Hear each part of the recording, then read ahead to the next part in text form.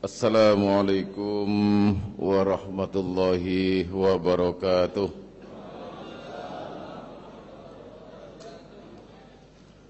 Bismillahirrahmanirrahim. Alhamdulillahilladzi wa'ada alaina al-khilafah wa yuqimu fiha jami'u ahkami biladina hadha bisyari'ah wa arsyadana fiha tariqan min tariqil jannah wa ja'alaha nidhaman ala minhajin nubuwah.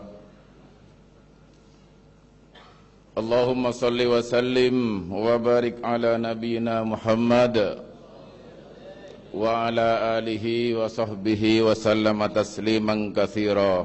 Amma ba'd. Ayyuhal muhtaramin wal ulama yang saya muliakan, dan juga segenap teman-teman senasib dan seperjuangan yang bisa membantu berjalannya Mudzakarah Ulama Nasional pagi hari ini. Semoga Allah membalas dengan rahmatnya dengan apa yang kita berikan untuk kepentingan dakwah. Amin. Para hadratil mukarramin yang saya muliakan, melalui pertemuan yang singkat ini, marilah kita kaji satu ayat saja dari salah satu firman Allah Subhanahu wa ta'ala. Kita berangkat dari surah Ibrahim ayat 26. A'udzu billahi minasyaitonir rajim. Wa mathalu kalimatin khabithatin kasyajaratin khabithatin ijtussat min fawqil ardi ma laha min qarar. Yang artinya, perumpamaan kalimat yang jelek itu seperti pohon yang jelek pula, yang sudah tercabut dari akarnya, yang sama sekali enggak akan mempunyai kekuatan untuk tegak di permukaan bumi ini. Inilah perumpamaan demokrasi kita sekarang ini. Maaf, bukan demokrasi kita. Inilah perumpamaan demokrasi orang-orang Yahudi. Demokrasi ini salah satu sistem yang dibuat oleh orang Yahudi yang sama sekali tidak pantas dipakai oleh umat Islam, apalagi didukung. Yang pendukungnya kadang-kadang ulama. Karenanya hari ini ulama kita mengadakan mudzakarah. Yuk ulama harus lebih cerdas menilai mana yang hak dan mana yang batil, mana yang ma'ruf dan mana yang mungkar, mana pula yang Islam dan mana pula yang Yahudi. Saudara-saudara kaum muslimin, para alim ulama yang saya muliakan, demi Allah, yang namanya demokrasi ini, walaupun sejak dulu diyakini oleh MPR, DPR, penguasa kita yakin bahwa demokrasi dapat mengantarkan umat manusia ke jenjang yang lebih baik, tidak akan mungkin. Buktinya, sejak dahulu dunia politik kita hanya berorientasi kepada kepentingan pribadi dan individu. Paling banyak hanya mementingkan kepentingan golongan. Ekonomi kita hanya untuk kepentingan asing. Dunia sosial kita dan kebudayaan kita sudah ditelanjangi oleh mereka. Hai umat Islam, ayo lebih cerdas. Kita harus tetap berpegang teguh kepada Al-Quran dan Sunnah. Sehabis dari sini para ulama, kita punya tugas masing-masing, kita punya tugas untuk menyampaikan bahwa demokrasi adalah sistem kufur yang jelas. Takbir.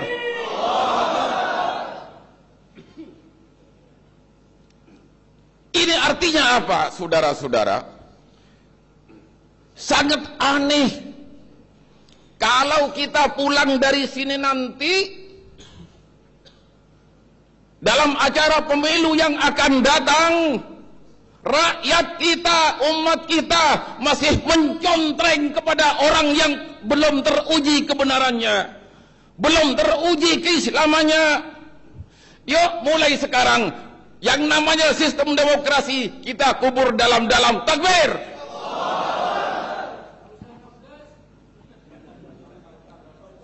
Saya enggak ngomong begitu.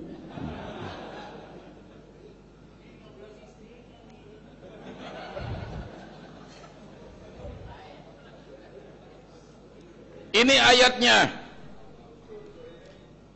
Sekarang kita kaji sebuah hadis saja. Ini bukan hadis ungkapan Hujjatul Islam Al-Ghazali. Ini tak ngerepek, khawatir salah sayang. Hujjatul Islam Al-Ghazali mengatakan dalam kitab Al-Iqtisad fil I'tiqad, beliau mengatakan ad-dinu usun was-sultanu harisun. Ad-dinu usun, agama Islam ini adalah dasar pondasi kita. Ini artinya dari potongan ungkapan ini, Islam jangan jadikan sebagai dasar agama ritual, amalan ritual, tapi jadikan Islam ini sebagai mabda kita. Jadikan Islam sebagai ideolog kita. Jangan berlaku aneh, wahai ulama.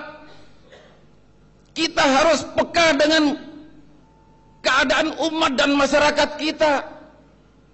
Agamanya Islam, tapi perilakunya Yahudi, pemimpinnya kufur. Ini tugas ulama. Harus peka terhadap problematika umat yang terjadi saat ini. Gak mungkin kita para ulama akan dimasukkan ke surga oleh Allah kalau cara kita memimpin rakyat, memimpin masyarakat di dalam dunia kekufuran ini kita diam saja. Karena ulama sebagai pewaris Nabi, umat akan kufur, umat akan majusi, umat akan Nasrani, tergantung di tangan kita sekarang. Takbir. Oleh karenanya bukan waktunya sekarang. Ulama ini hanya dakwah lewat lisan. Bukan waktunya lagi ulama ini hanya dakwah lewat hati. Saudara, kita tahu bahwa sistem dakwah yang lewat hati, wa illam yastati fa bi qalbi wa huwa aful iman, ini artinya bukan tugas ulama. Kalau dakwah dengan hati ini paling lemahnya iman, berarti iman yang seperti ini nggak akan bisa dibawa ke surga. Lah iman lemah ya, mau naik ke surga dengan iman lemah gak mungkin. Oleh karenanya saudara-saudara, lalu potongan ayat yang berikutnya, was-sultanu harisun, penguasa adalah penjaga. Kita ini nggak punya penjaga. Coba kita lihat kenapa agama yang lain ini kuat. Orang Nasrani punya penjaga namanya Konstantin. Orang Hindu punya penjaga namanya Asoka. Agama Persia punya penjaga namanya Cyrus. Islam penjaganya siapa?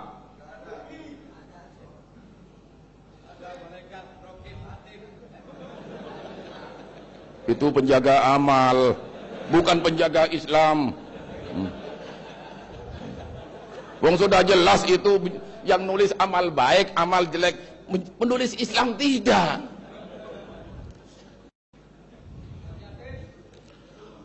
Oleh karenanya, inni ja'ilun fil ardi khalifah. Ini tujuan Allah yang kedua menciptakan kita manusia ini. Kita harus mengangkat seorang khalifah, seorang pemimpin yang sanggup mengatur umat sedunia. Semoga dengan kesatuan ide dan keinginan kita, seorang khalifah secepatnya ada di tengah-tengah umat Islam. Amin. Famala ussalahu famahdumun. Sesuatu yang tidak ada penjaganya pasti rusak. Hutan tidak ada penjaganya, rusak. Rumah tidak ada penjaganya, rusak. Islam tidak ada penjaganya, juga hancur. Sudah berapa ratus tahun Islam ini tidak ada penjaganya. Umat Islam bahkan ulamanya diam. Hai saudara-saudara, diamnya kita sebagai ulama adalah kecelakaan umat. Diamnya kita sebagai ulama adalah kecelakaan generasi yang akan datang. Oleh karenanya diamnya ulama tidak mengangkat seorang khalifah adalah haram hukumnya. Saudara-saudara kaum muslimin rahimakumullah, inilah tugas sebagai pewaris Nabi. Warasatul anbiya, bukan hanya pewaris Nabi, tapi pewaris para Nabi. Kalau pewaris anbiya, maka kita harus punya hati sebagaimana hati Nabi Allah Ibrahim. Kita harus punya mental sebagaimana mental Nabi Ayub. Kita harus punya jiwa sebagaimana jiwa baginda Rasul. Ini baru warasatul anbiya.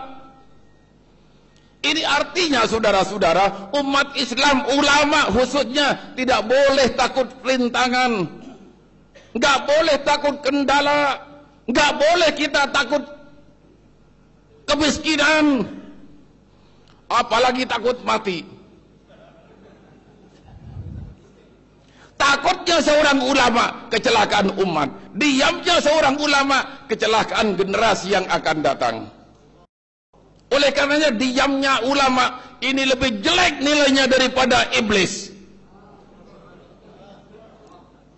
Hadirin kaum muslimin rahimakumullah, kalau iblis diam dengan adanya arus Yahudi seperti ini, wajar kalau memang dia nggak punya iman. Kalau ulama diam di tengah-tengah kemungkaran, ada kemungkaran nggak memperbaiki, ada kemungkaran nggak mau beritahu kalau itu kemungkaran, lebih haram daripada iblis. Allahu Akbar. Berapa menit di sana?